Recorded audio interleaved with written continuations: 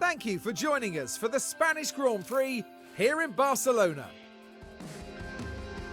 The Circuit de Barcelona Catalunya is familiar to every driver, with F1 and Junior Series often racing and testing here. It's a proving ground for aerodynamics, so many new car parts are brought to Barcelona to see how they can handle the track. Barcelona is a tricky circuit to balance. The technical corners demand high downforce, but that means adding stress to tyres and potentially limiting race strategies if teams go too far. There's new blood competing for Aston Martin this weekend. Will they manage to be a game changer? Okay then, let's get to it.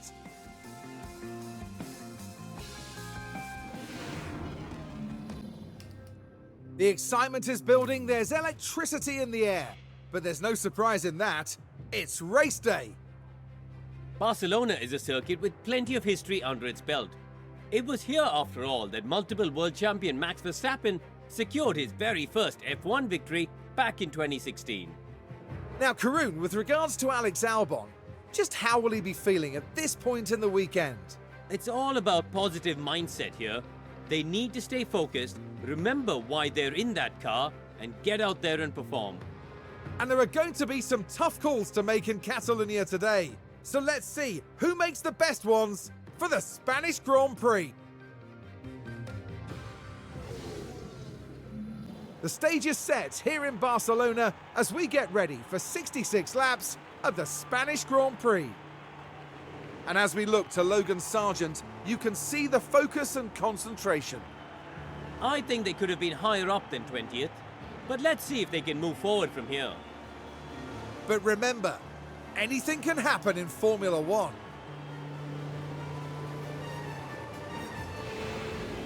One of the oldest races on the Formula One calendar. This is the Spanish Grand Prix. And it's lights out, and away we go. All right, and as usual, things are going to happen kind of quick here, so I won't do a whole lot of strategy talking because positions are going to swap. We're going to hear in from the drivers about who gets ahead of them, where and when. But we got Magnussen starting in 10th, Hulkenberg in 11th, and they're going jockeying back forth between 9th and 12th, looks like. I can start off by saying it's been a long time. It's been a long time since I've been here in the paddock. Going over these, yeah, I saw it. Going over this, so there's a lot we're missing. He's getting passed again. Russell got around both of them. Bro, keep pushing. Jeez, you guys, you earned these positions, I thought.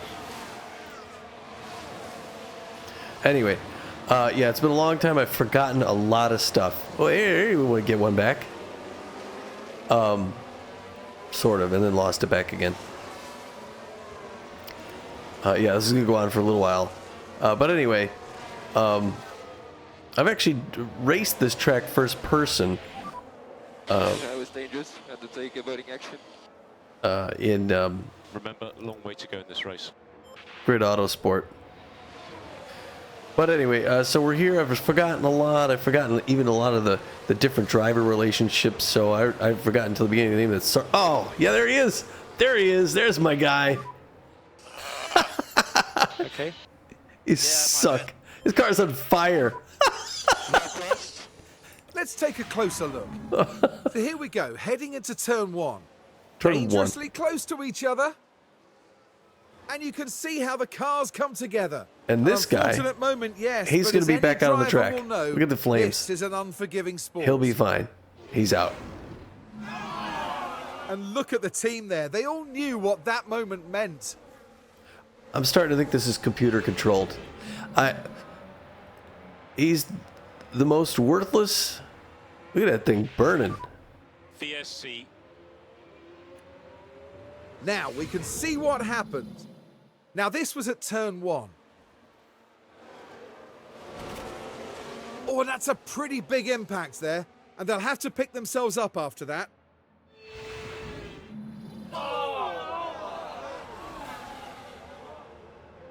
This guy knows. He's like, hey, we saw that coming.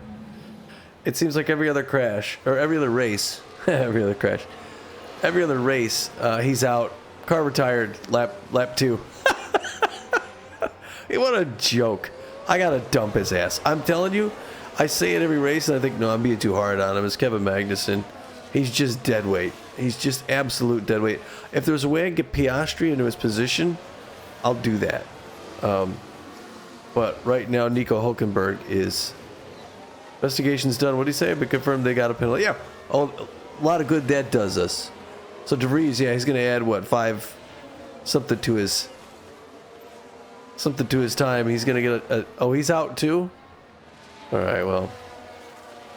Okay, at least that gives me some comfort. That the guy that smashed into him from behind is also out. It's a smaller field now, and everything rides on Kevin Hulkenberg, as it usually does, by lap 3. Just unbelievable. Unbelievable. After all this time away, it's like, alright, I gotta get back in this and more of the same, just right off the bat. It's supposed to be my top driver is out right off the bat. And my second driver, who actually performs better, is we're counting on him. Now there's a no passing under the yellow VSC. It's called a virtual safety car. There's no actual car on the track, but nobody could pass each other, which is good because we got Tsunoda right behind us, and he's tough. But again, you know, Hulkenberg's proven himself to be a capable driver. He just needs one place. I would love him to get up further, but if he gets 10 or better, he's in the points.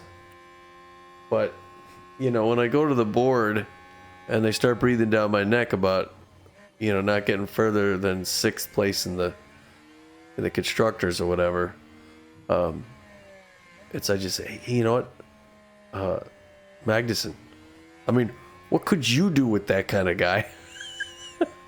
Just if the real Kevin Magnussen were to see this game, he'd be like, why do you do this to me? Why you make me look like such a putz out there? Can't even go 2 laps without smashing into a wall. He'd be great on a figure 8 track, but not here at Formula 1. You need to be a little more refined out here. Virtual safety car ending. Virtual safety car ending. It's good now, isn't it? Let's get the fin view. Once that's done, he's able to go. There it is. Enabled. Green flag. Good luck catching Russell. Now P11. Car in front is Russell. Look at everybody. Tsunoda right behind you. You're not going to catch any of these guys. He's going to be fighting with... He's got to hope... We have to hope for a pit already on lap 4. We have to hope for just a lucky chance that we pick the right strategy with him, and that the pits work out in our favor, and that somebody stays out a little longer than him, and that he's capable enough to keep Tsunoda from passing him. And I really doubt he's going to go 62 more laps and not let Yuki Tsunoda get around him.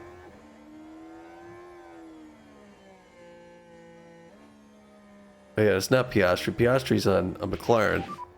A long way to go. Yeah, there he goes. There goes Tsunoda. Come on, guys. Are you doing this? Did you guys get paid? Paid to throw this? Oh, it is going to be really hard to finish out the whole season if I got to deal with this every single race. I'm at the helm here for an hour and a half. Just watching these guys torch everything I care about so much. So, all right, let's start talking about what we know where we're at. He's still in it. His strategy is a soft, hard, soft. So he's going to come in on 20 a little sooner than some other cars come in. But he's going to stay out till 52. So he's going to have other guys coming in, and he hopefully gets around them in there, and then comes in here, switches to the softs, and makes a beeline for the finish line out there. But at this point, 10th is the best we're going to get. 10th is the absolute best we can get, and that's unlikely, I think, at this point. Already he's got space between him and Yuki Tsunoda, and he's got Norris breathing down his neck. And Norris is not doing poorly.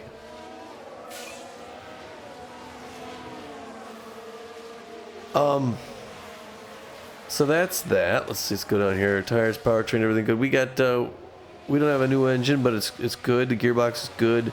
The ERS, we dropped a brand new ERS in because we're having issues with it. There goes Norris. Like, he weren't even trying. Like, he didn't even know he was there. Holy cow, people. I don't understand what's going on. Neither do I. Keep pushing. Yeah, that's all you could say. It's like, I maybe you misunderstood the goal of this. It's to pass the other drivers, not to let them pass you. There's our strategies. Next bit window. Driver confidence it started up here. It's like average now. He had good confidence, and now he's been shaken a little bit, as he should. His telemetry. Let's see where he goes on the. I go fast here. This is the green shading is the DRS zone. He's got the DRS open. He dropped it there. I want to see what he gets on the straightaway. I don't know if we don't really have new car parts from that last race.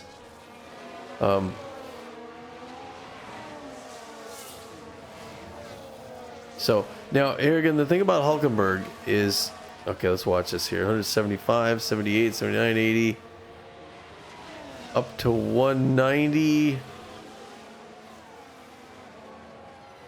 196 miles an hour. Look at that, passed again. Can't believe this. Can't believe this guy. He started off in 11th, dropped 3 places already. Well, here's the upside. Hulkenberg. I forget what, Nico? There's only 4 more cars that can pass you. At that point, they can't hurt you anymore.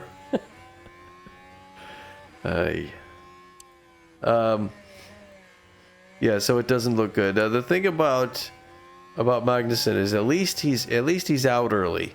So he's usually in a wall before like the 5th lap. So it's not like he builds up our hopes and then dashes them at the end. He's just like kind of in the way for a little bit, and then he takes himself out and goes back to the hotel. He's back. He's in his bathrobe before the race is over. Because we won't let him sit around and watch after doing that to our car. The thing was on fire. Hulkenberg starts off a little slow, a little cautious, and then he tends to really push on. So he could take, I mean, I'm joking around here. I know he's dropped so many places, but as he gets more comfortable with the track, I could see him going up 3 spots. At this point, though, I think 11th is the best we're going to do. I think we're out of the points at lap 8 of 66.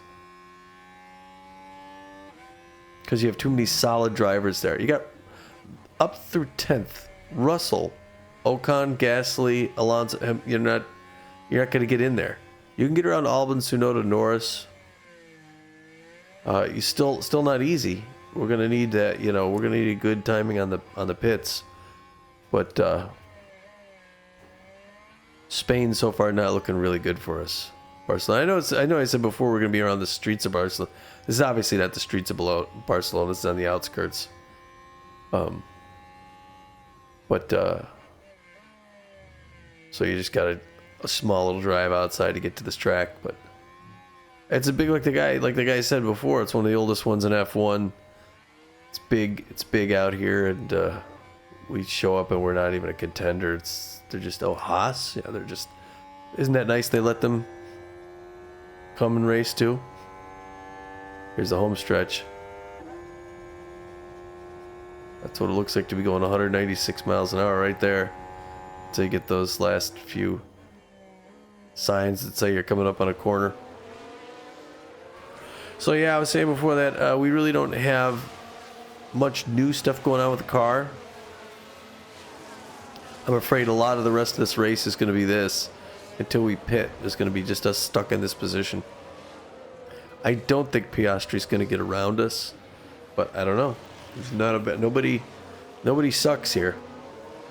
So, I forgot what I was going to say. Oh yeah, so not new. We got some new parts being developed now. So we should have them for the next race. Trying to get just enough money here after this race to upgrade our factory, because I think one of the problems we've been running into is that we need to manufacture more parts. Once we design something, we need to get plenty of it to the track and on time, and we need more engineers working on this stuff. So if we could upgrade that factory and really get some parts designed and made and pressed and to the track before the next races, that would be, I think that's ideal. I'm going to bring the mic back to me here a little bit. I don't think it needs to be that far back. So that could help us going forward. But to really, with the whole effort to, to sort of move up in the standings. I don't know what to do. I do have to do something with Magnussen. It's at this point, it's more than, it wasn't like, excuse me, a couple of races. This has got to be like the 5th time. That right, Pete? If my brother-in-law is watching, correct me if I'm wrong. This has got to be like the 5th time he's walled out. At least in, I don't know how many races so far. It's like a broken record. I'd be foolish to expect it to stop now. So I gotta look between my next prep. Now see, this is promising. Like I said, once Hulkenberg, he spends his first few laps getting the lay of the land, and he gets past. But to his credit, he gets comfortable with the track. It's almost like he ignores the other drivers, as they pass him. Gets used to the track, and then he starts to get that feel for how well the car performs in the turns, and then he starts to push it, and eventually gets, finds that fine line between losing control and hugging the track, and drives it right there.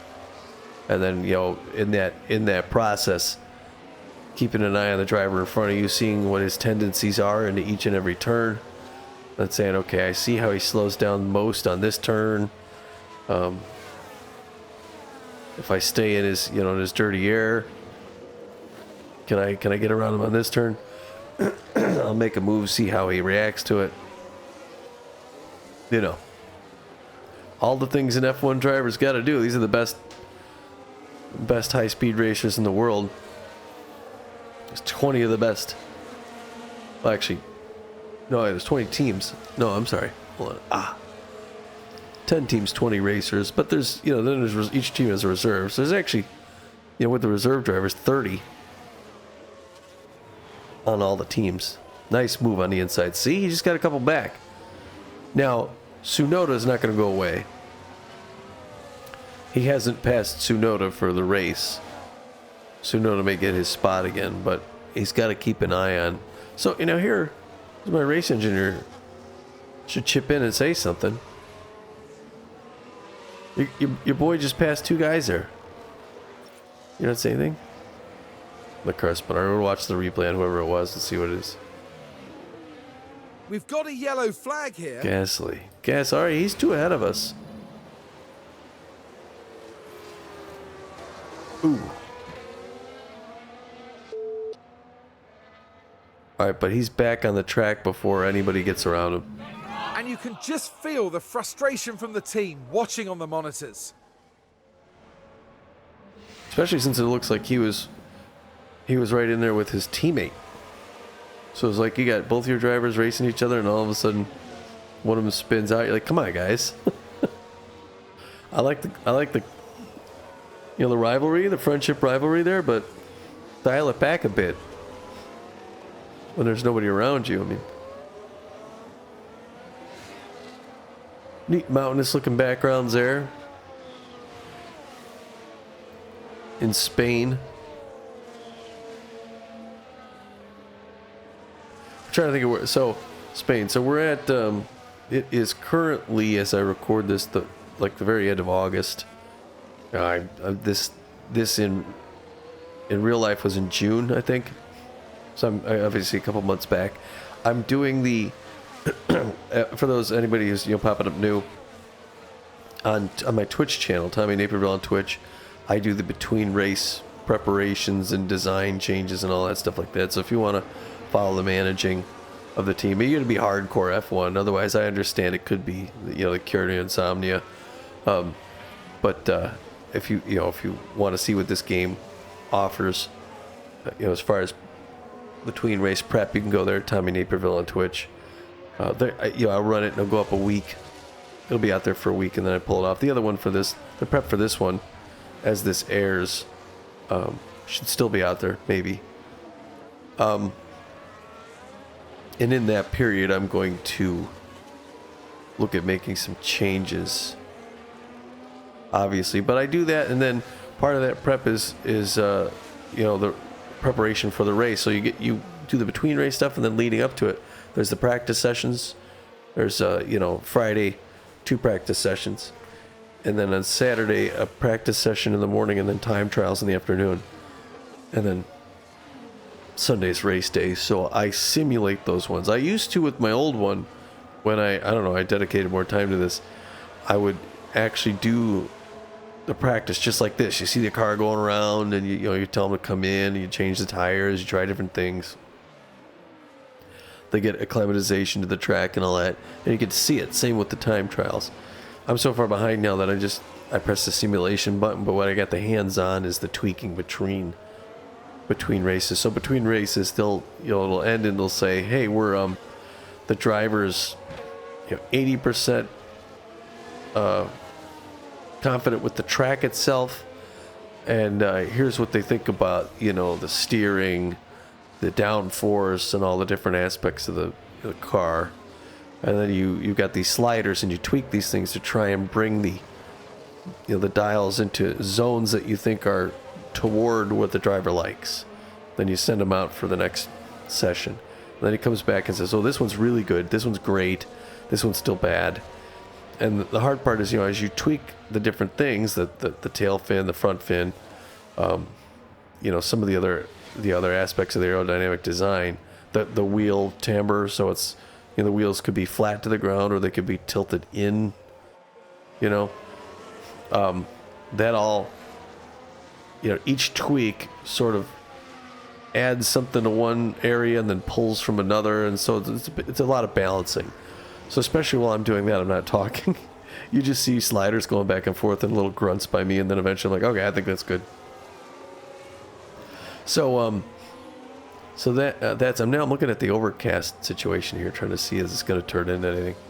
I do that, and so I'm still doing that. And then for time trials, a lot of the strategy there is when you send out your driver, it's important to kind of try and send them out when, hopefully when there's not a ton of traffic, because other cars that are, it's got what's called the in lap, where your driver hits the track, he does one lap, that's just getting used to things, warming the tires up, and then when he hits the finish line coming around, that's called the flying lap. That's where he guns it and tries to go through the whole lap as fast as he can. And then when he passes the finish line, he does an out lap, which is around one more time, slowing it down, bringing it back in. So the drivers who are doing a flying lap, are going all out. The drivers who are doing their in or out laps know enough to move over to let those drivers go through, or they're supposed to. If you're unscrupulous, you can get in somebody's way.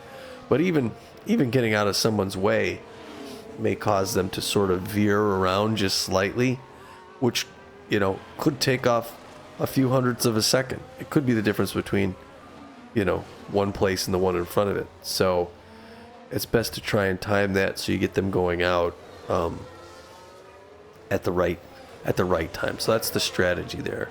So that's what I do in my between race things. It's usually about 45 minutes or so it takes me to get between races.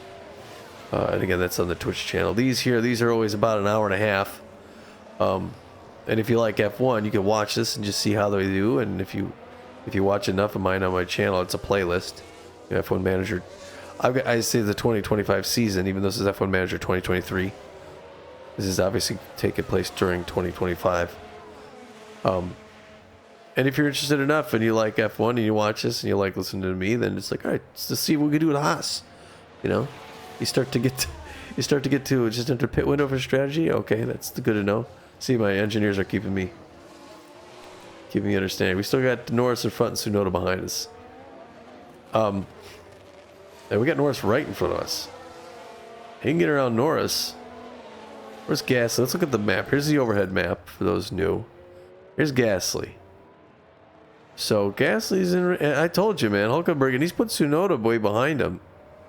Now the problem here is, as you're going to see coming up, we're entering this pit window. So what did I say it was for? We're looking at lap 20. So we're going to be in this great spot, and then we're going to come in. And we're coming in a little sooner than some of the other strategies. So it was confidence is back up to high. That's good. And because we do that, we're going to lose a bunch of spots still. But then they come in after us, we'll get back to it. You know? So it should even out within the next 7 or so laps. And then he's on the hard tires. It's pit stop for... Okay, these teams right in front of us for the pit stop. Our tires are getting warm. It's dry, which is good. Rubber's very high and grip's very high. So 5% chance of rain in a minute. So as long as the track stays dry with good traction, it'll be good for our hard tires. So now we're up at 9th, but we got some real strong guys behind us, and they will pass us. You don't beat Ferrari. Not when you're Haas. So there's Norris. Yeah, right behind us, there's Carlos Sainz. Carlos Sainz is Spanish. So it is funny how the game tends to give a little boost to the players whose home countries you're in. And that makes sense because they tend to go as strong as they can in front of their own crowd. There'd be a huge portion of this crowd here that would be pulling for Carlos Sainz. Fellow Spaniard. But anyway, what I was saying, yeah, this is a full hour and a half.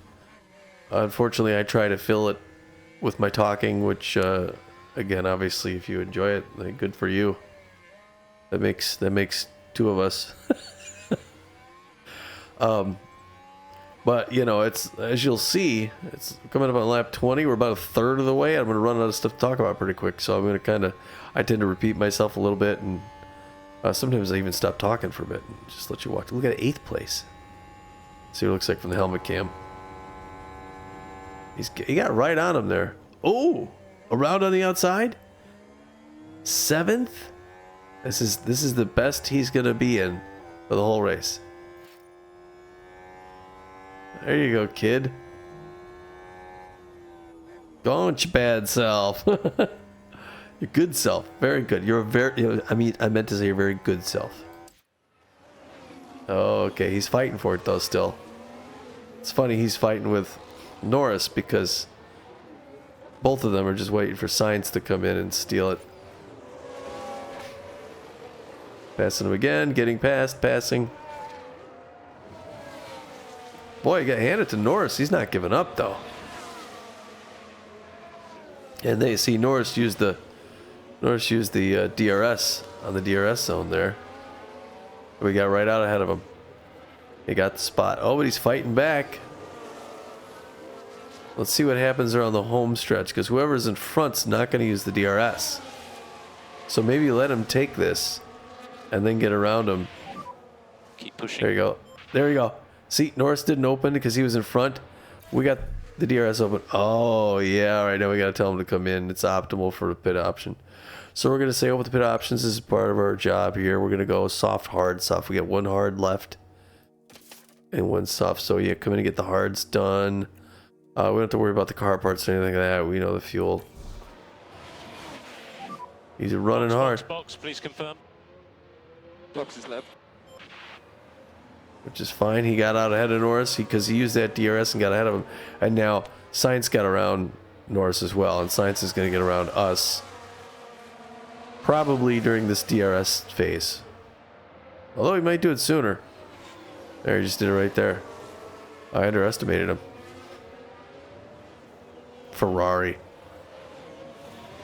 That's the best there is. And now he's also got Stroll behind him, which funny in F1 Manager 2022, Stroll was just hanging out in the back.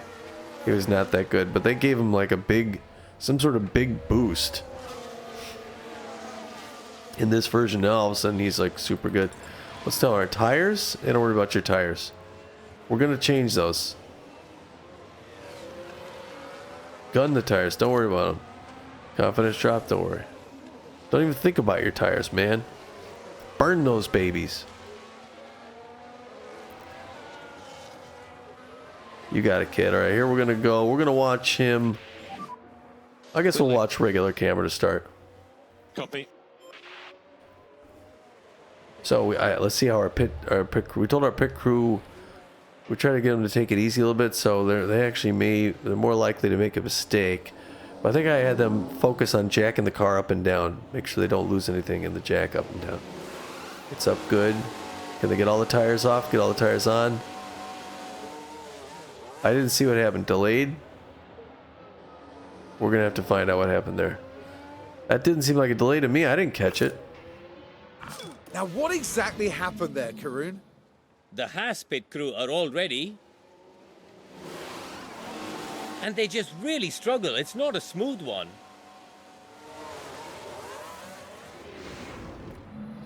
Huh. Well, and like I said, when he was coming in, You're in clear air. they're back to 13. Like I said, when he came in, all right, the rain percentage just went down, which is good. It's overcast now, but they're talking about the weather, on the horizon.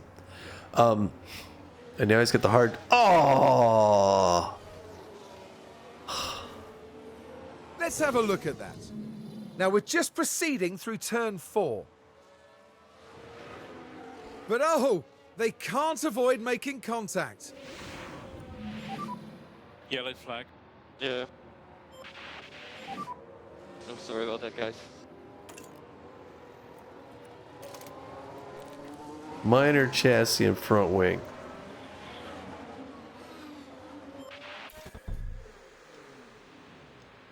Front wing damage. I don't think we bring that in now. Yeah, we're okay. Yeah, understood.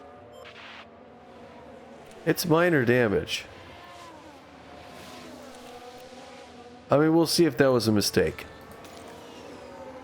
We could change that at the next pit stop when he actually comes in.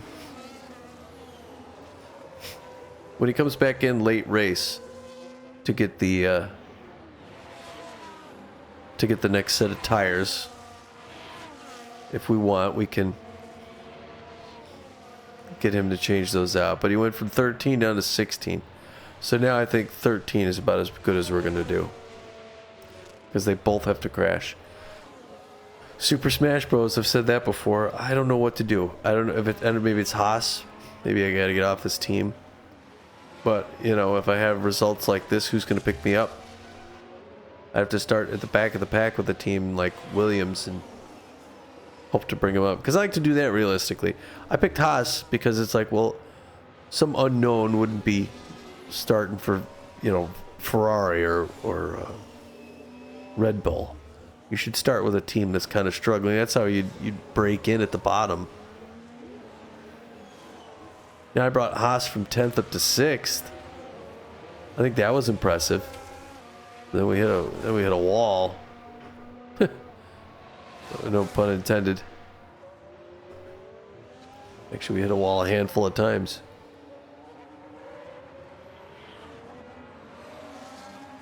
But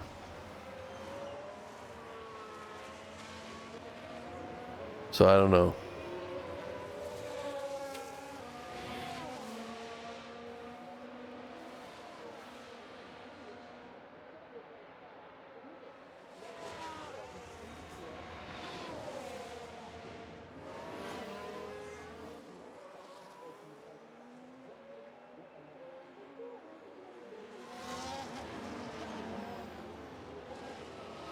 Well, I know I got really quiet there, but yeah, I don't know what else to say about the shoot.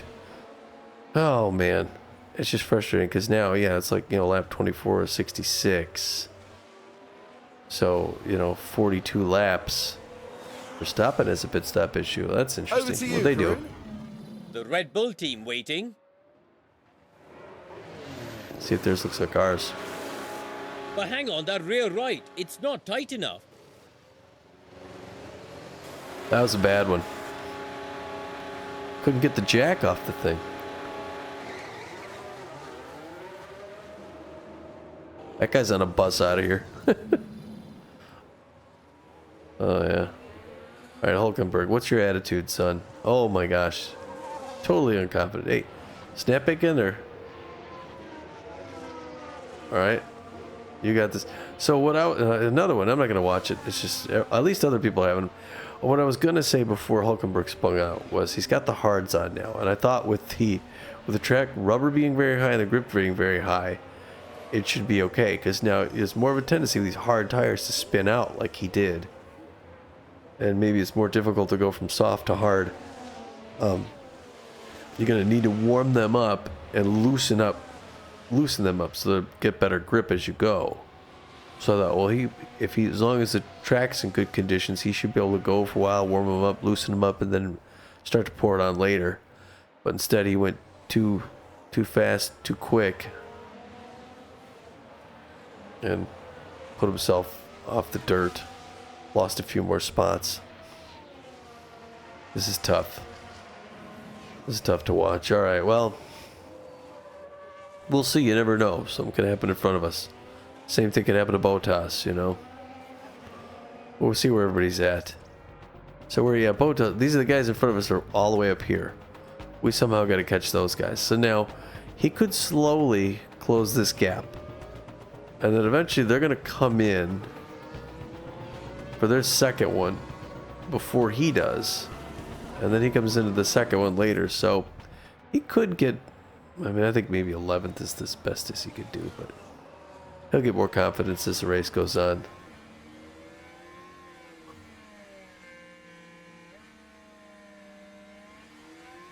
Now he seems to go really slow around these turns. Trying to see who's behind him. There's somebody back there, but not too bad. So the home stretch, where's the next car? Right there. Right.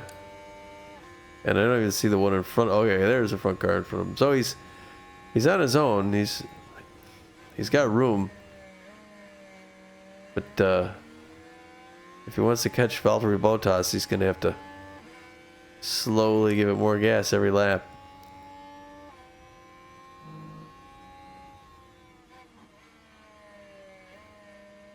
Shoot. Shuckles McGuckles.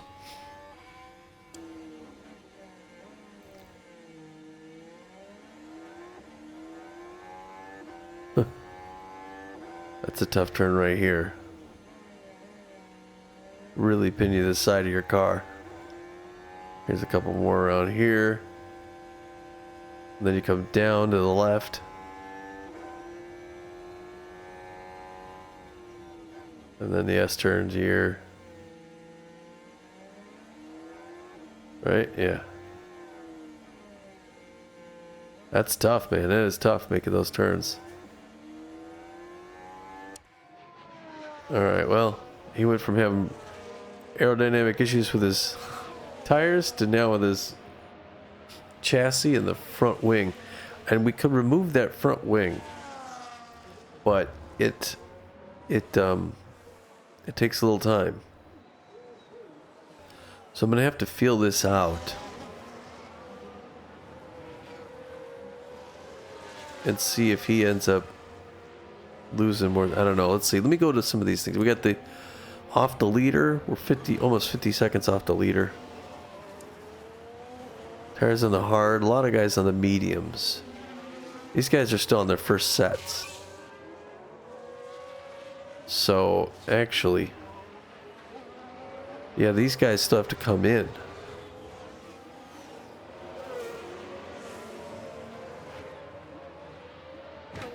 I think, yeah. So they're right ahead of them too. So they'll come in, and that's their first set going to their second set. So, I don't know. Yeah, he could make up some ground here. I'll tell you though, if he crashes out again though, then maybe 12 would be his best. Pit stops, everybody's made one. Oh, everybody's made one. Interesting. How do I think that the expected strategies were soft, medium, soft, soft, hard, soft, and like soft, hard, medium or something like that. I don't know. I don't know how guys are in their second set of tires and they're on softs. That doesn't make that much sense to me. There's it. Okay, so we're 7.5 seconds behind Bottas. Joe is 1.2 seconds behind us. I think Joe's catching up. Where's Joe on pits? He's at 80% on his tires too. Yeah. That's the interval. Joe's catching us. I think we're gonna get passed by Joe. And the problem being, and that may show that our aerodynamic, the wing is more of a problem than I thought, and it's slowing him down a lot more. In which case, he may need to come in and change tires sooner than later. Yeah, he's gonna get passed by Joe here.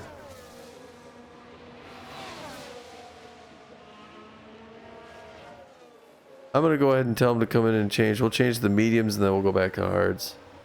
So... Bro. A long way to go. yeah, because we need to switch that part. So, pit options. We're going to go with medium.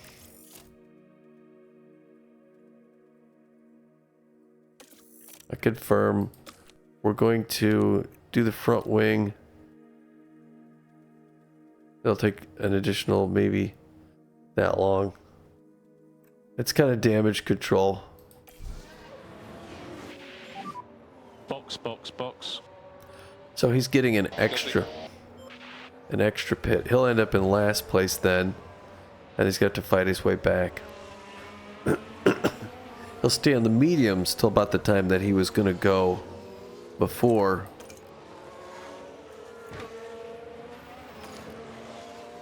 So he'll switch to mediums, and then it would see 52.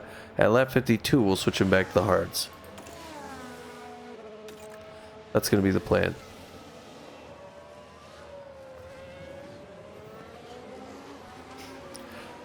So we'll watch him come in on this next one at a little different camera angle. We'll watch him come in here.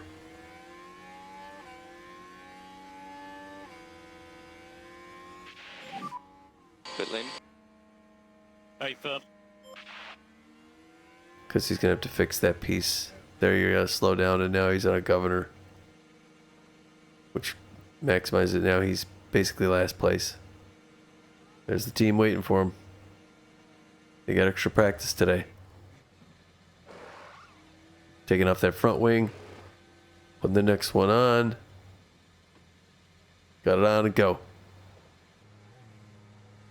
I don't know if they had a problem with the tire or not. Got it. Go. He's been lapped now.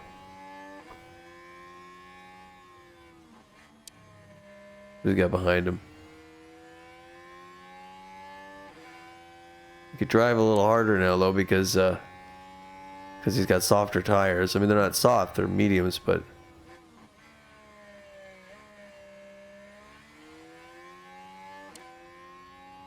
well, it is what it is. I think he had to make that move because he was getting passed by Joe, and he was just going to slowly get slower.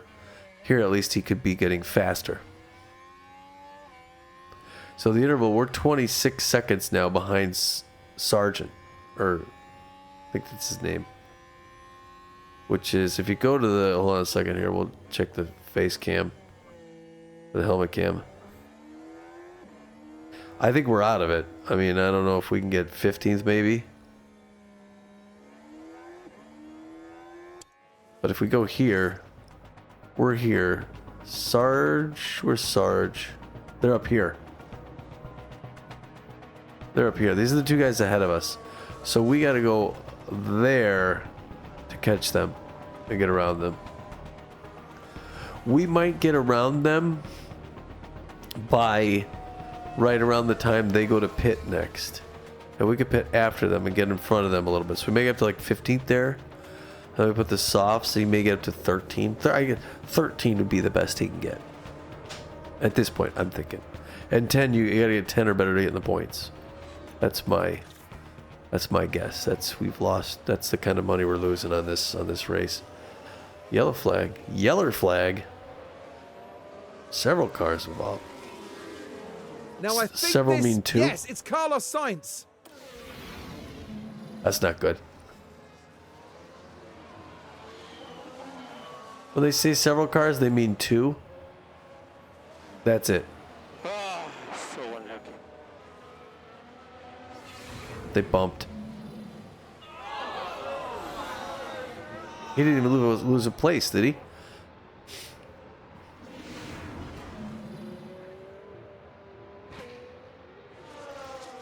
No, yeah, he's still in first place.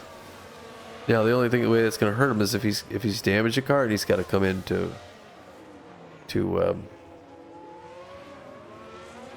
get a replacement.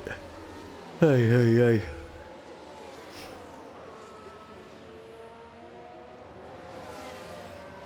Investigation. Yeah, I think they're gonna take no penalties. Really, it's a clean hit.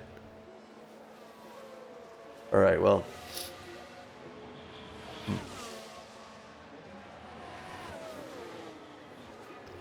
Yeah, and again, Sergeant Piastri on the other side over here. So, I'm sorry. Yeah, we're just about the halfway mark, and this is where we're at in this thing. Trying to think of what else was going on. Yeah, so I got a lot of catching up to do with this one. Pete and I are still doing the baseball as usual. Texas Ramblers. We're on I think the last third, right? 38 game season. We're on game 25, I think. Getting close to the last quarter, I think. So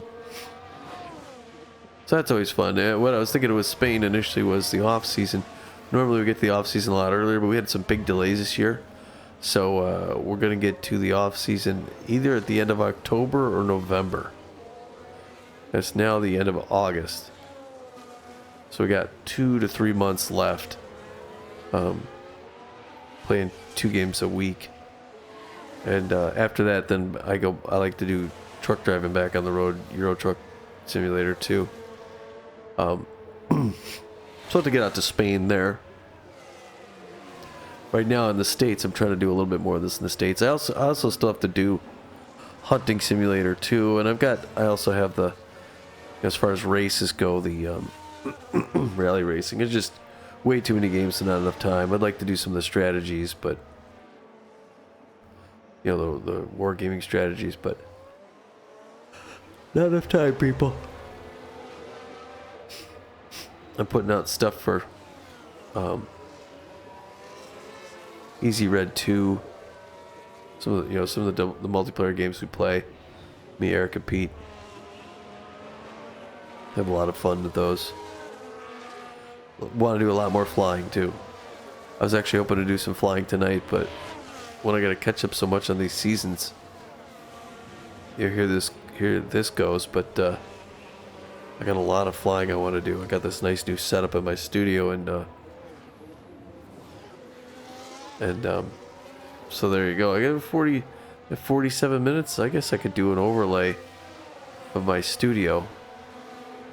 Well, no, I'll do it. I'll do it some other time. But watch for one of my truck videos. I'll do an overlay there. Because I don't want to do it right here. But I got a nice new setup down here, and wow, you got around us pretty cleanly. But I got a nice flight station, and I haven't used it much since I set it up because I've got so much other stuff to do. So the week has been pretty busy. As far as being booked out, mostly with multiplayer stuff, generally speaking, Monday I have open, and that's what I'm going to be using for this. Monday race day. Tuesday, one moment please. Tuesday,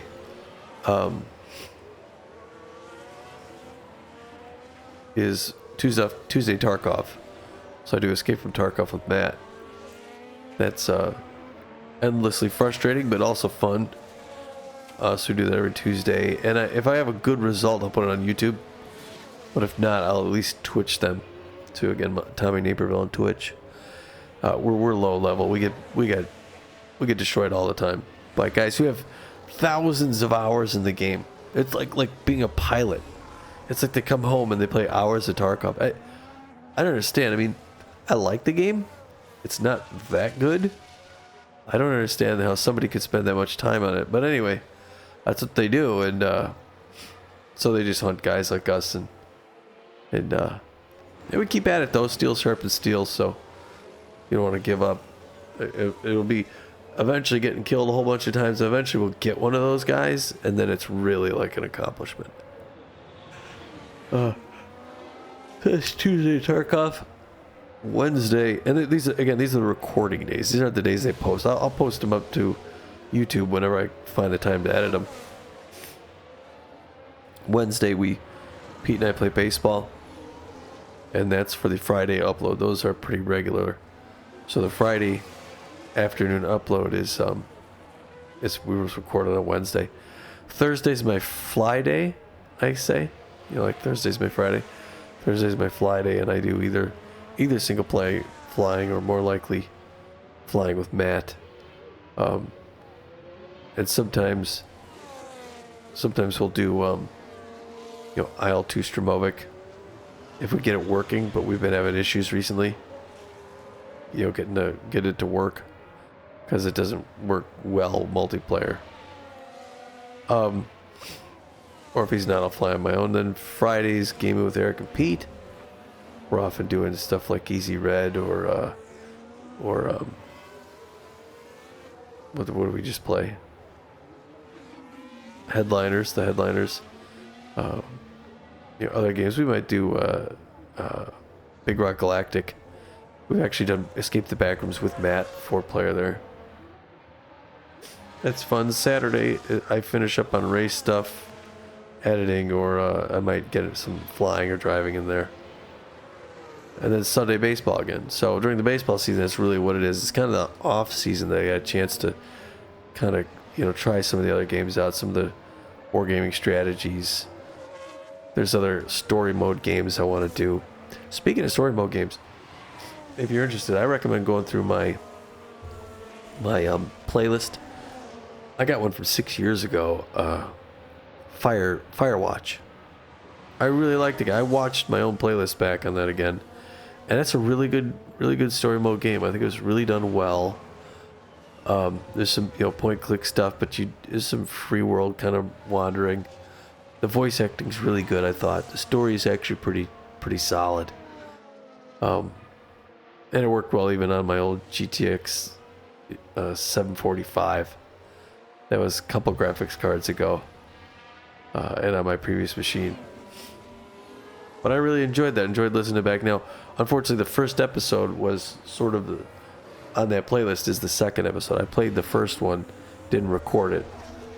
So it starts with the second one, but I think there's 5 or so episodes. Here we got guys in front of us in the pit. That'll get us closer. Unfortunately, we won't be able to get around them. But it'll get us closer. And now they're coming out. Bottas is coming out. Fastest lap for stopping. Alright, so those guys are coming out. Bottas is still in the pit, but he's coming out now. So we're much closer. There he is up there at the front of the curve. Anyway. And the timings were good. Last two laps were faster than the previous. So that's a good trend to be in. Yeah, so unfortunately I don't get to try a lot of those other story mode type games and other games I have until the off season.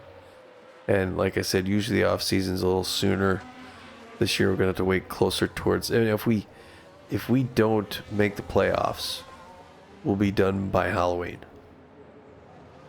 If we do make the playoffs, it's gonna be closer towards Thanksgiving. But it's a long season, but we do enjoy calling the games. I don't know how long we'll do it. I mean, eventually we're gonna want to, hang up the headset or whatever. Stop calling. It's been Super Mega 2, 3, and now 4. So I could see get to a point where we're kind of like, yeah, you know what? That is a lot of our time invested. Let's try something else. I know there's like football games and stuff we could do. I think we both shown interest in switching over to football maybe. Some other sport. That's something we might do at some point. But this is our 9th season, so I don't see this one being our last. I think we would at least have to put in one more. Maybe 10 seasons is a good number, and that would be, I say that now, but I could be talked into more than that. It would, as it got closer, it could be like I could see being like, yeah, I'm liking it. There's a yellow flag now. But hold on.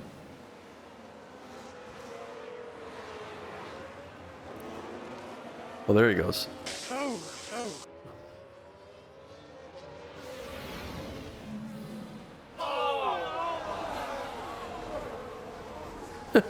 No commentary from the main guy, huh? Oh, where is Albin? Oh, he's ahead of us there. Okay, well. Not bad, Nit. We're still racing for last place. But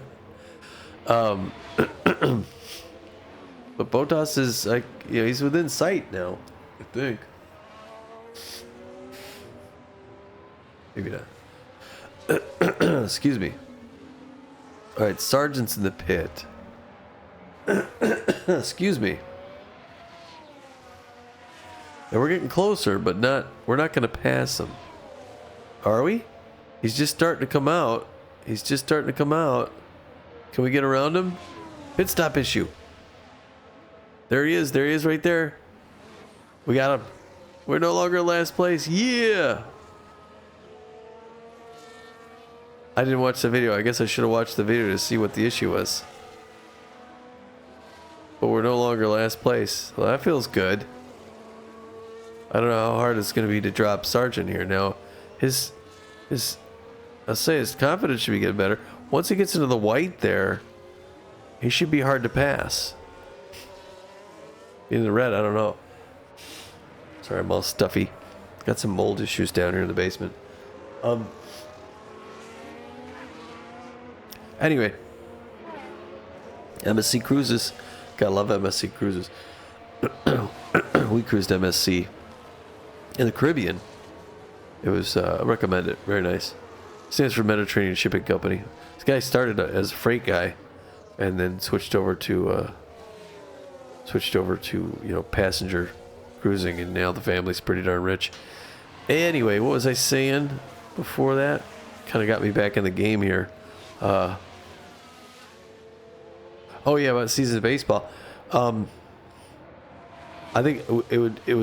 I don't think we'd want to go 9 seasons and not get a 10th season. So I think we'll probably have at least one more.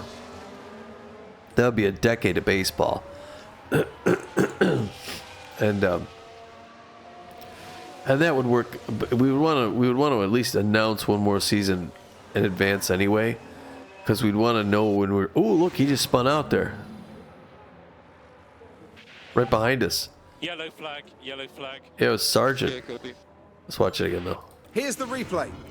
Right, so this was the 4th corner. Oh, and the car locks up. What caused that, I wonder? Yeah. Well, that gets him off our tail. There he is though. He's still nearby. So anyway, and those two guys, Botas and Alba, they're right here. So we're closing up there. We're getting up there, and now his confidence is up too. That's good. So anyway, yeah,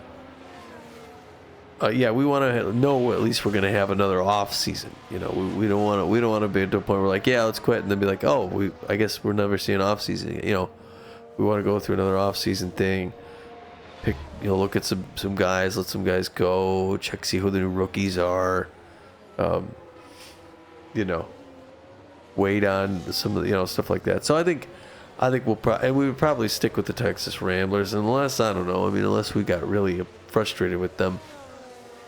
We got a 500 record, which if anybody doesn't know what that is, it's 5.500. So it's essentially, we're a little, I think we have one more win than loss, but we're pretty close to even wins and losses, which oddly enough in this kind of poor division has us in first place, but in other divisions it wouldn't. You usually have to have a winning record to even be a contender for first place, and there's some teams that have winning records that are not.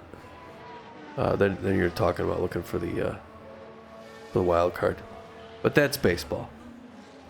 So if you want to see much other games, then if you look at my channel, you can see the kind of games I play. You'll start to see a different menu when we're closer to the off season, but I want to sneak some in on occasion. I really love that Chef Life restaurant simulator. That is a blast, doing the restaurant thing. I love that. I really don't like not playing that, but I'm itching to fly. I gotta fly, especially with the VR now. Flying is just, it's incredible. Being inside there and running it all. Plus, if I start to do, where I'm doing flights using the charts and try to do it legit, it's a lot of fun. I just went to, excuse me, I gotta clear my nose. My local flight school recently to ask about lessons, and I think the last time I asked, it was like 2007 or something. And I want to say back then, I asked him, I said, what is, generally speaking, what does it cost to go through the training? So from the point you do your introductory flight to you're going for your solo, your PFL, your PPL, I'm sorry, private pilot license. And I think the girl says about a year and a half, depending on how quick you go. If you go fly twice a week. Back then, I think she said it was like $5,500. And I thought, well, it's not really the kind of money I got sitting around now. Back then, I really didn't. So now I want to look, now I want to ask him again and say, hey, what does this cost now? Different school and all that stuff. And she broke it down and estimated that, over that amount of time, you could spend anywhere between $18,000 and $22,000 for it. And I thought, well, it's still pretty cost prohibitive for me. Without divulging what we make, we get along, we do all right. But that's not really, I can't really say goodbye to that kind of cash at this stage of my life. So it looks like real flight lessons are still off the table. It's just not something I can afford to do with the kind of money that I make, which is fine. There's other things to save up for, other things to plan. This is where a lot of people have to be realistic about, your finances, what you're capable of with what you make. As long as you know where your money's going and how you're saving it, you don't want to. You don't want to spend too much effort saving up for something that's really out of reach. You gotta be realistic about what you can do. There's other things we'll be able to do. So I'll be fine with that. I'll do my flying on the computer. A little safer. If I make a mistake, I just say, how about that, huh? And I jump right back in and go again. It's not like, if you made a mistake in real life, that could be it. Flying's not for everybody. And that's another thing too. It's one of those things where it's like I would love to do it, and I think I'd be good at it, but I don't know. You know, we live in a day and age where everybody says, oh, you can do anything you want. And I think it's just to encourage people. But I think if people are brutally honest with themselves, you've got strengths and weaknesses. And they lend themselves well to certain things and not to others. And, you know, there may be something, you know, I tell my kids this. Maybe something you really want to do that you're not all that great at. And you can get better and you can work on it. But you may not get to the point where you're really stellar at that thing. And, you know, then you want to sort of reevaluate and say, what am I good at? And eventually you sort of find that sweet spot. That's something that you're fairly good at and you like doing. And then you work at that a little bit, and all of a sudden you get really darn good at something that you either really like doing or that you find interesting at least. And that's where you kind of settle in career-wise. That's where you can really, really settle into a career that you could not only, find rewarding, but work your way up and actually accomplish something. And then, you know, you also might find, that's on the flip side of that, you know, other than saying, you know, here's something you really like, but you're not all that good at it. Sometimes what you really like, you're really good at. Usually it's stuff that you like, that you're good at. You may also be very good at something you don't like. So, for example, I'll just throw a real world example out. You know, you may be good at dealing with difficult people. And that's an example of something that's a valuable skill. That people will pay you to handle other difficult people. And it may be something you don't like doing and something that's unsavory and you don't think you should have to work that hard, you know, on somebody who should just know this stuff already, you know. You may find yourself in a position where it's like, you know what, I can make some money though doing that and actually helping somebody out who's, you know, it's kind of a tough nut to crack. So just keep your options open. So my little life lesson is we're in lap 47 to 66. Keep your ears to the ground and be aware of your strengths and weaknesses and your faults and, you know, what things you need to work on as a human, grow that way. Talking about other things I want to do in retirement, the one thing I did find out that was less expensive. So flight school is more expensive than I thought it was going to be. I like the idea of RV travel. I found out that an RV trailer is a lot less expensive than I thought it was going to be. I was looking into actual RVs, and those suckers are, you know, let's just say many of them are north of what I make in a year. But you can get a trailer, a modest little one, like a little, I say little, like a 20-foot trailer. A 20-foot's not a big trailer as far as an RV trailer goes. It's not a small little thing, but it'll fit in your driveway. And you know, it has a bed and a bathroom and a kitchenette and all that stuff like that. Get it for just over 10, like between $10,000 and $15,000. Well, that's kind of remarkable. That's not a little money for anybody, but it's cheaper than most cars. Well, how about that? You can get a bedroom on wheels. You have to tow it, so you have to have the other vehicle to tow it. But that's not a rich man's game, really. So as I find out, there's one sort of, you know, thing I would have liked to done in retirement that's out of my reach.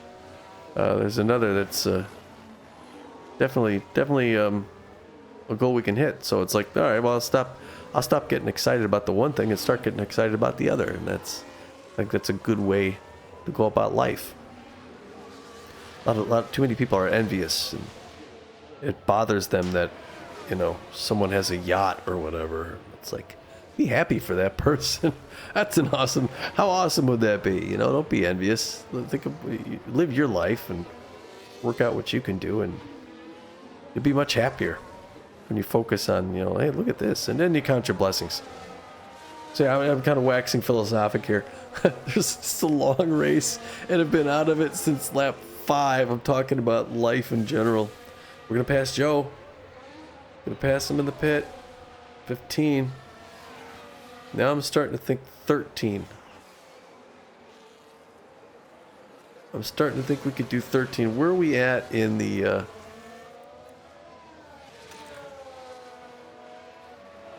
Yeah, this could take us to 55. We're going to have to pit again and throw softs on. But we could take till 55. We're going to pass these jokers. Right? Where are we? They've done their 2 laps, though. What do they have on their tires? Oh, they got hard tires. They're not going to end on hard tires, are they? 50 of 66. Yeah, they actually might. Can we stretch these tires to the end? No. No, this line is kind of where they're going to be hurting. Unfortunately now, I think we're going to end up... We may end up in 15th or something. This is going to require some real... The team's going to have to go back to Kannapolis and say, we got to make a change. I've got other drivers scouted. Like I said, I think Kevin's holding this back. Is this Piastri on us?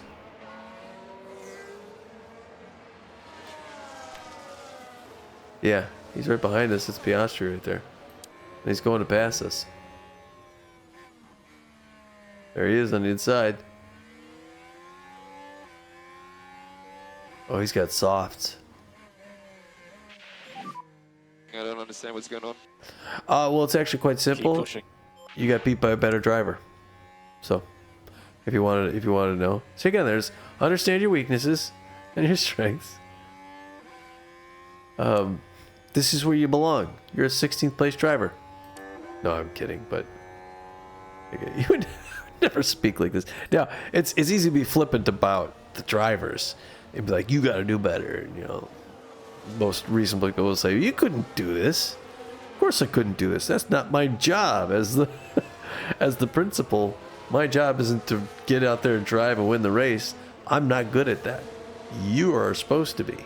My job is managing you guys and making sure we put the best team on the track that's going to get these results. Right now, the guys I got hired aren't doing the job.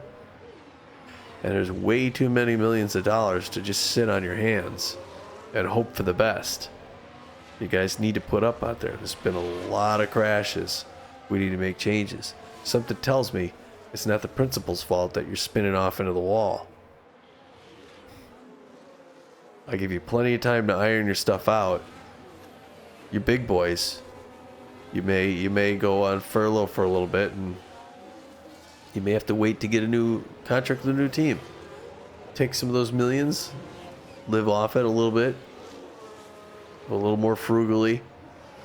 You're good drivers. Maybe go back to Formula 2. Make some money there. 15 laps to go, and we're going to get passed by Sargent. Why are we getting... Does he have intermediates? No, he's got hards on. Why are we going to get passed by Sargent with hard tires on? This laid out. Our tires are warm. They're softer than his. Is it because the chassis is damaged? And the aerodynamics are that bad?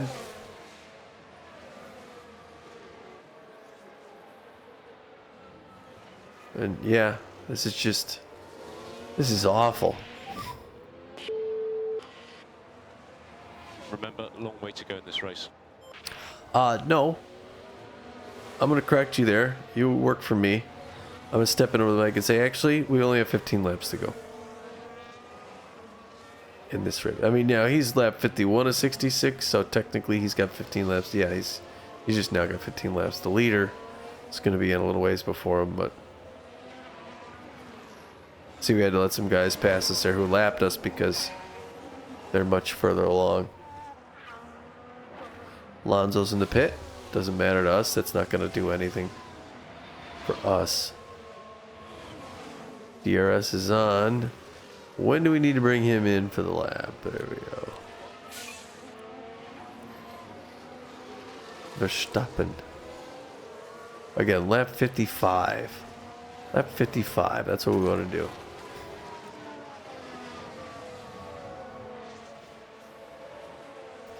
Yeah, we can't change the chassis. on the lap, so it's not a thing we have to worry about. I'm coming up on 1 a.m. real time here where I'm at now. I'm sorry, people, about this race. I guess maybe take that life advice in the middle there and use that as your little gold nugget of wisdom. Say you came out of this with something. Kids stay in school. You F1 people. Thanks for if you've been watching this whole time and you're still here now watching this, you deserve some kind of a prize. You're a good person. And I appreciate you hanging in there, keeping this on as background. Y'all come back now, you hear, and we'll do some other games that we're a little better at. Because Joe's overtaken. You are last place. You earned last place. And now we're gonna pit. We still have to pit again. They don't. This has been our worst race. If anyone hasn't been watching the whole time, but for some reason been watching this one the whole time, this is our worst performance race we had. One driver out and the other in last place. We've never had such a bad position. We're a complete non-threat to anybody out here. We're actually a hindrance as the better cars. Like, come on, guy, pull over. Get out of my way, Haas. You laughing stock. We were in 10th place last season. Made it up to 6th. We're on our way back to 10th. Let him go around on the inside. Just crazy. 55 is where we want to come out. We're on 53. Leaders on 54. Carlos Sainz, like I said, that means something in this sim. The Spaniard, even though he got in a bump up, he's looking to take the win on home turf.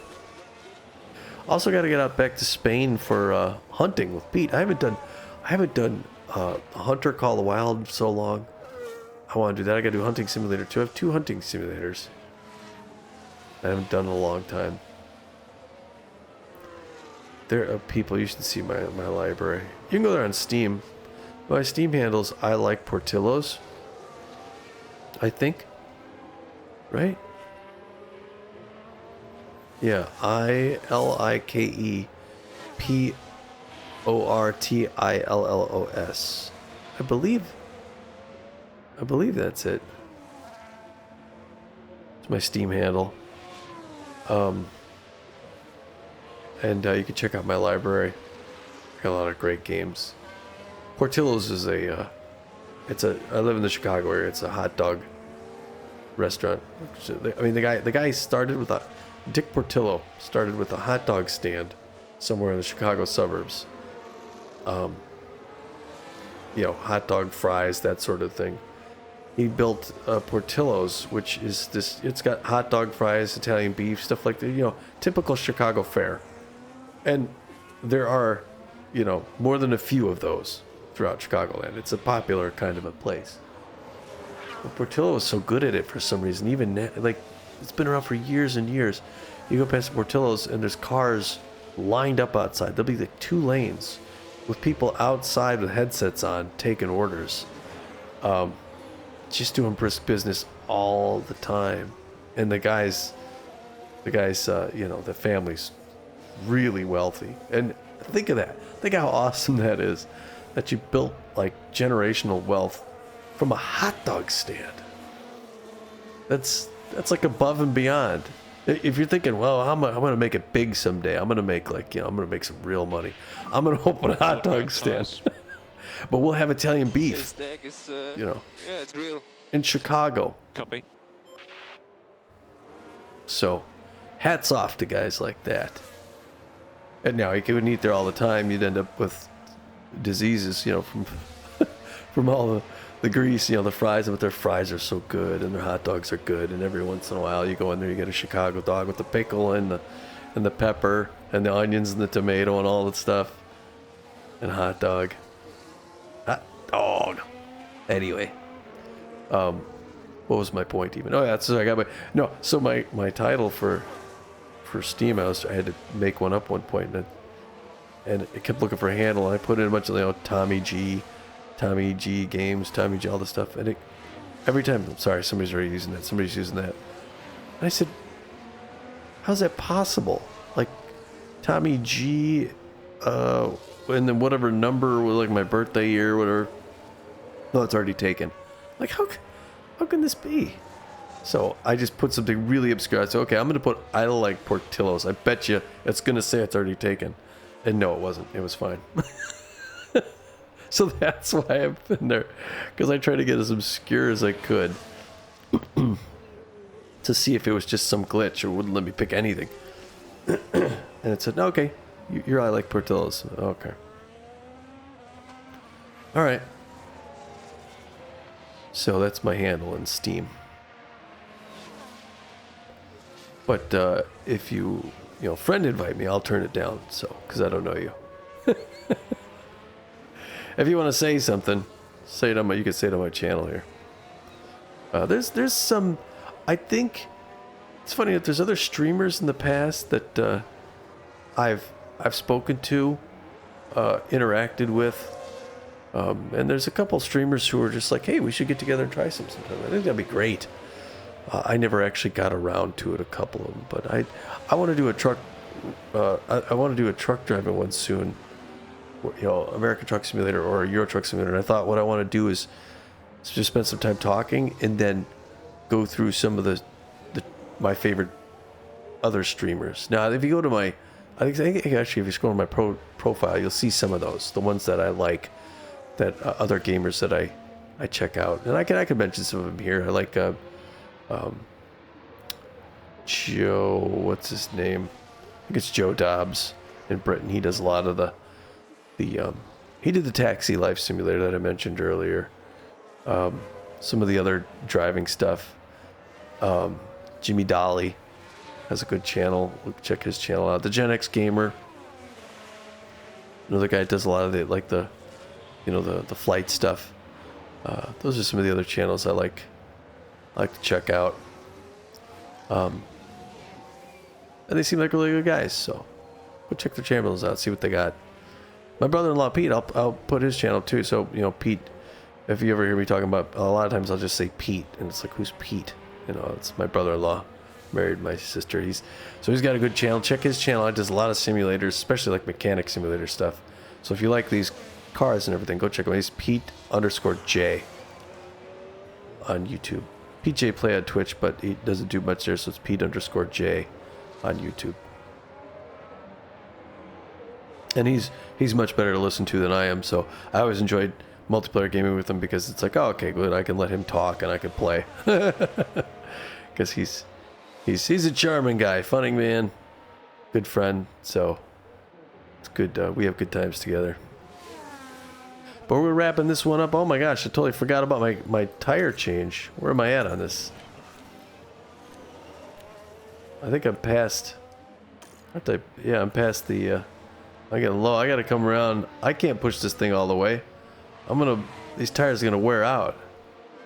I think I gotta come in. I'm in 18th place. I might as well. I don't want to risk. An accident or something like that. So let's take another pit stop here. No changes? Oh, there we go. We'll switch that up. Yeah. Boxing this lap. Yeah, happy to box. Yes, he's happy to box because his tire's down to 21%. So he's risky. Yeah, it's in orange now. 110 degrees Celsius on that, especially on that left side. So we saw this channel, this camera last. We'll check this one out. As we come into the pit stop, we'll watch the back tail and the muffler there.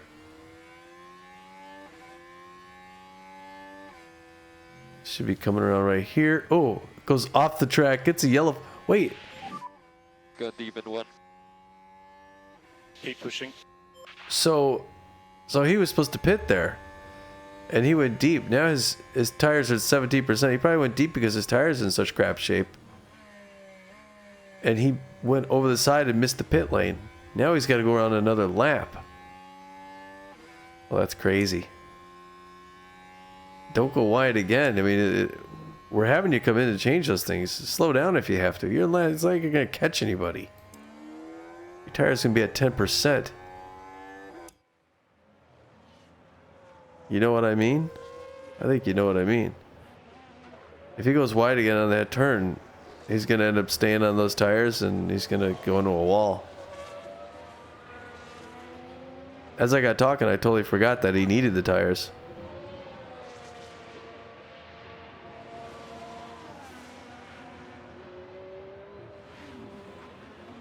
You could literally boil water on those tires. That's how hot they are. Alright, we're going to go back to that. Again, don't go wide on that second. What's that green spot there? Oh, there it is. Okay. Pit lane. Copy that. Alright, we'll watch from this camera. There's 5 more laps to go. I gotta go to bed here. We're all the way down. You'll be able to see our paddock seats there. Got a mountain view off to our left. That's nice. Get up there, get those new tires on. Look at those brand new ones. I don't know how you could touch those. They're 110 degrees Celsius. You need special gloves to grab those things. Alright, here you go. Now you can pretend to be a race car driver for a few laps. Alright, you 6 more laps on those things. Go for it, son. Catch this guy. Get this guy. Pretend like you're in second place.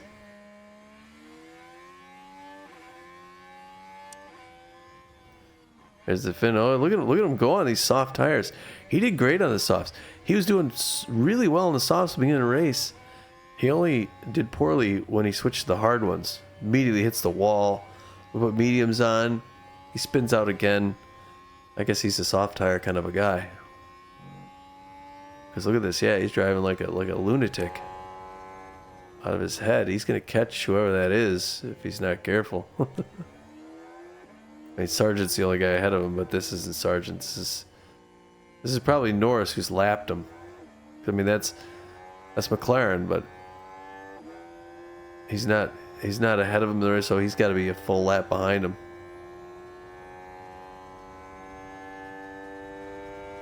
He sure is.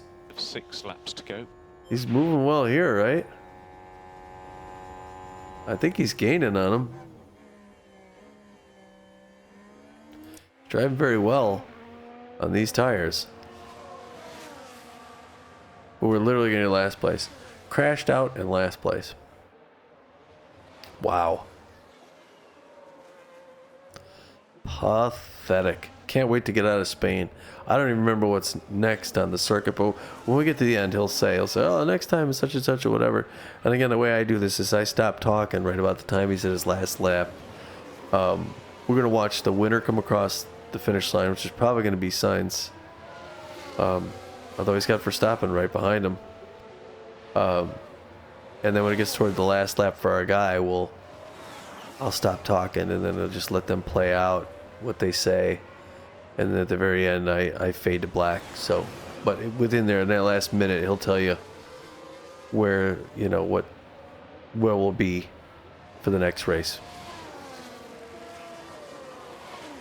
And if, like I said, if you're here at this point watching, thanks for watching, thanks for sticking in. Check some of the other games out here, and then come back if you're 5 laps to go at the end of this one. If you're interested, if you're curious to see. Oh my gosh. Everyone looking at 8. They're just gonna sit there. Low confidence on the brake into 1. Yeah, you think? Remember, long way to go in this race. No, it's not. There's 3 laps. Quit saying stuff that. Yeah, if you're watching this, geez, this is the worst we've ever performed. So yeah, if you're curious to see how we rebound from this at all, which I'm curious. To be honest, I'm curious how we're gonna rebound from this. Come back and see how we do in the next race. It can't be worse. It's got to be better than this. If you enjoyed this and you want to come back watch the next one, it will be better because it can't be worse. Ugh. Just awful. But like I said, if this is the first time watching too, you would be surprised to know that this is probably the 5th race that my other driver's been out on, like within the first 5 laps. He hits a wall, gets in some accident, and we just got basically one driver the whole race, Nico Hulkenberg. 4 laps to go. And sometimes he does very well and surprises us. We used to be in the points the first few races. We were in the points almost every race, and then we've fallen out recently, and we're just dead weight now. We gotta figure out how to solve this tough nut, because it's not gonna keep us in good favor with the people who are getting the money from the investors. Nobody wants to sponsor the bottom team unless they think that bottom team's going to make an improvement. That could be financially viable to put a bunch of money into a poor team that's going to go up, like when we were in 10th up to 6th. But if you're sliding from 6th down to 7th and down to 8, then it's like, okay, you're going to get a lot of pullback.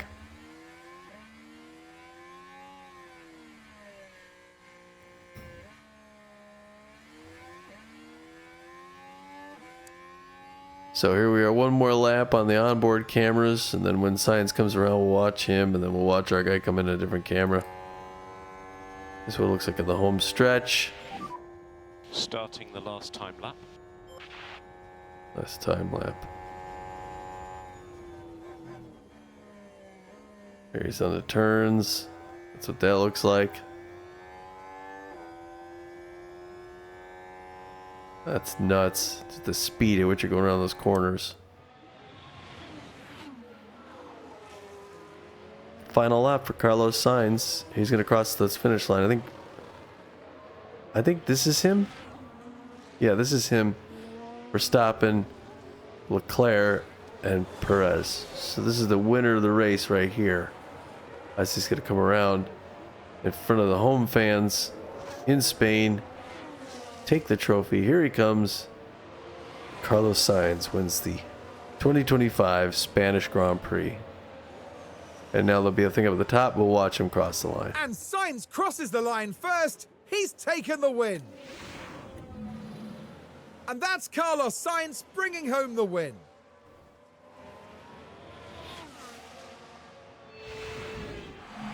You can't say they didn't earn it. They put in an amazing performance today. In front of his fellow Spaniards. Yeah, they're coming down the line. All right, so they're not going to let us race out the whole rest of it. I don't think we're going to get the last 2 laps. I think when we come around again, that's going to lock us out, right? Yeah, there we go. We finished. Checkered flag. What a frustrating race for you. Yeah. Went slow. So as the rest of these populate, that's going to be the end of the race. So thanks for watching, folks. Again, come back, see how we come back from this. If you like F1 as I do, it'll be interesting to see what's next. So again, thanks for watching, and bye now.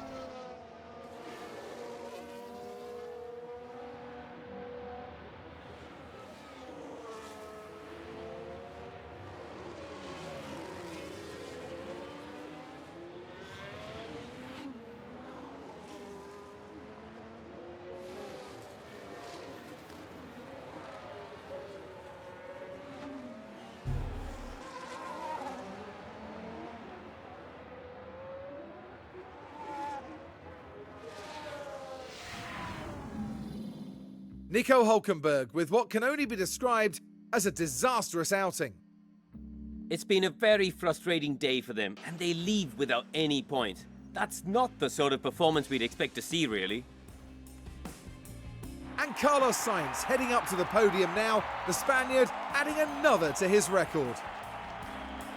Their first win of the season, and the team looking on will be very proud, I'm sure. And by the looks of things here in Barcelona, the party's only just beginning.